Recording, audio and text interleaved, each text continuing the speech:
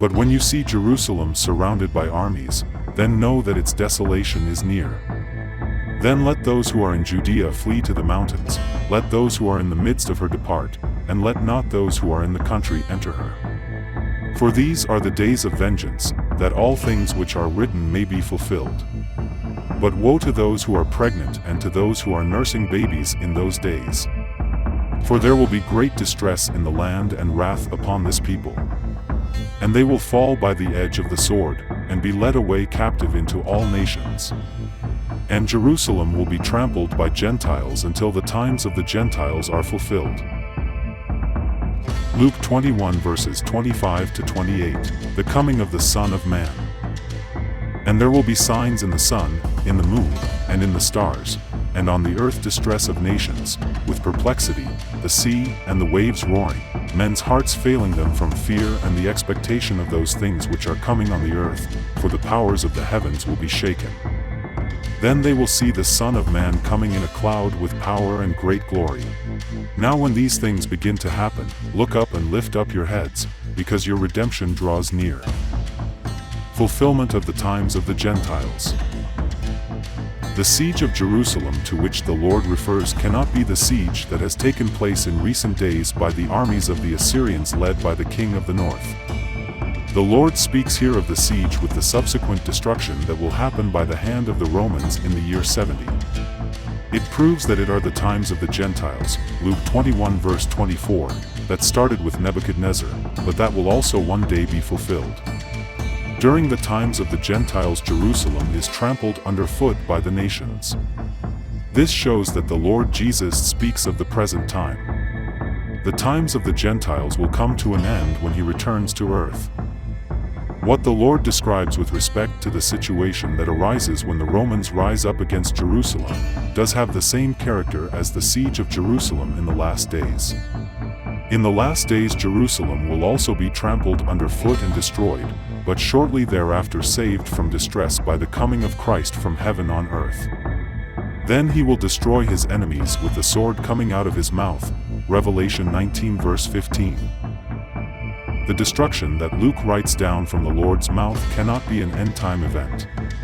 The destruction was followed by the humiliation of the Jewish capital, which was then occupied by one nation after another. This continues until the term God has set for the domination of the Gentiles has come to an end. This is typically something for our evangelist. Matthew and Mark speak of the abomination of desolation, Matthew 24 verse 15, Mark 13 verse 14, which can only be about the last crisis. Although the circumstances are like those on the day the Son of Man is revealed, Luke 17 verse 30, here it is about an imminent event. That there are certainly similarities is shown by the Lord's warnings. As in view of the last days, the Lord warns here not to lose any time and to flee from the advancing enemy, Luke 17 verse 31. Wherever they are, they have to make sure they are away from Jerusalem. It is folly to believe out of an unhealthy love for the city that something valuable can be taken away from it, or even to think that it would make sense to defend the city. God's judgment comes over the city. Therefore it is not only unwise, but also disobedient to be guided by any connection with the city. God fulfills the word he has spoken. He has said that if the city continues to resist him, he will destroy it. The Lord Jesus foretold it, Luke 20 verse 16. Revenge will hit all life, even in its earliest stages. The need will be great in the land because of the wrath that God must bring upon this people, that is the people of Israel that killed Christ. Any resistance is meaningless.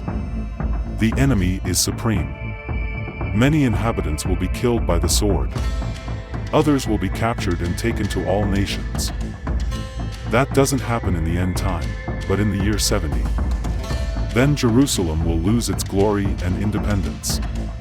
It will not so much be a subdued city, but a despised city on that the nations will trample on.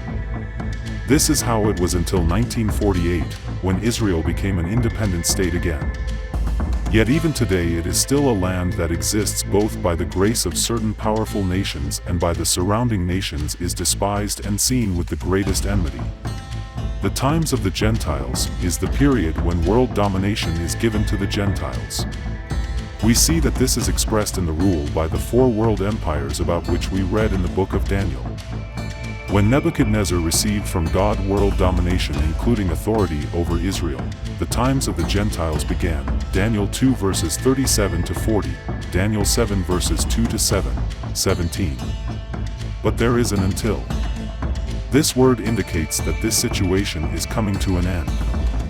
The end of the domination and trampling underfoot of Jerusalem by the nations is heralded by signs that will appear in sun and moon and stars. These signs in heaven are accompanied by dismay among the nations and not only in Israel. There will be an increasing fear among the nations of terrible things, of threats of disasters of all kinds. The nations are in perplexity. At the moment I write this, March 2008, in the Netherlands the movie Fitna, by the politician Geert Wilders about Islam is one of the boosters of this general feeling of fear. Climate change, for example, also causes panic. The fact that people's leaders speak soothingly about such signals or claim to have things under control with grandiloquent speech does not take anything away from the fear that people feel internally. The fear will be so great that people will faint. They see the threat of doom greater and greater. They will try to do everything to turn the tide, but it will turn out to be useless. They have to do with forces in the heavens, spiritual forces. People have surrendered themselves to them because they have excluded God. The greatest disaster that will hit them is the coming of the Son of Man. They will see him come in a cloud, Daniel 7 verse 13, the sign of his glory. He will then reveal power and great glory. They despised the baby in the manger, wrapped in cloths. They did not want him, and rejected him, and killed him. Then they will stand face to face with him, Revelation 1 verse 7, and will not escape.